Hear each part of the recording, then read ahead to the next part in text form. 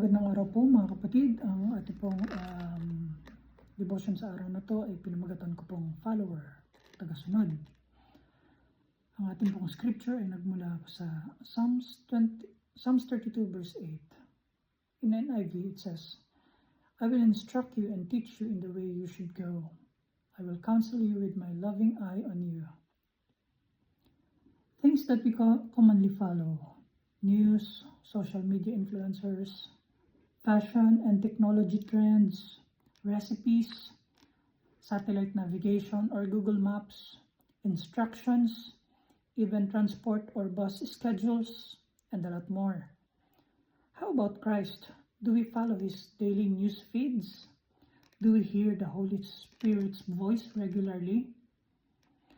As followers of Christ, we are to follow his examples, and as a result, we will shine the light of Christ in the world.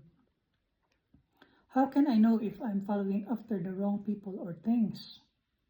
In Proverbs chapter 1 verse 10 to 11 and catching up to verse 15, my child, if sinners entice you, turn your back on them. They may say, come and join us. Don't go along with them. Stay far away from their paths. If you find yourself spending a lot of time with people who encourage you to do what you know is wrong, you are in danger of following the wrong path. Whom or what should I follow? In John 8 verse 12, then Jesus spoke to them again, saying, I am the light of the world. He who follows me shall not walk in darkness, but have the light of life. Follow Jesus, who promises the most fulfilling life both now and forevermore. What does it mean to follow Jesus? Matthew 16 verse 24. Then Jesus said to his disciples, if anyone desires to come after me, let him deny himself and take up his cross and follow me. Following Jesus is not a hobby, nor it is a sentimental experience. It is a costly commitment.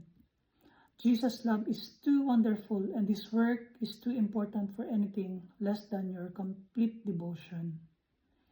When Jesus called his disciples in Matthew 4 verse 19, then he said to them, follow me, and I will make you fishers of men. They cannot be fishers of men unless they follow the master of fishing of men. How can I become better at following Jesus? Of course, through God's word. 2 Timothy chapter 3 verse 16 to 17, it says, all scripture is given by inspiration of God and is profitable for doctrine, for reproof, for correction, for instruction in righteousness, that the man of God may be complete, thoroughly equipped for every good work. And of course, the reliance to the Holy Spirit. John 14 verse 16 to 17, and I will pray to the Father, and he will give you another helper, that he may abide with you forever, the Spirit of truth, whom the world cannot receive, because it neither sees him nor knows him. But you know him, for he dwells with you and be in you. How do I know which leaders to follow? Hebrews 13 verse 7, remember your leaders who spoke the word of God to you. Consider the outcome of their way of life and imitate their faith.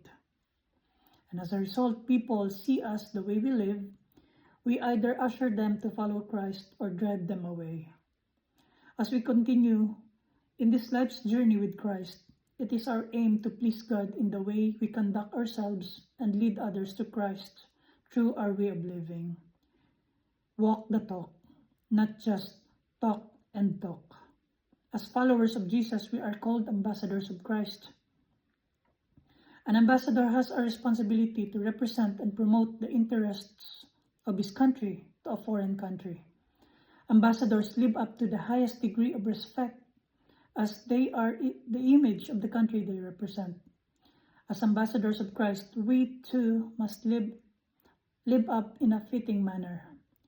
We can be sure of God's help to live up holy lives because we have his words and he promised us his Holy Spirit.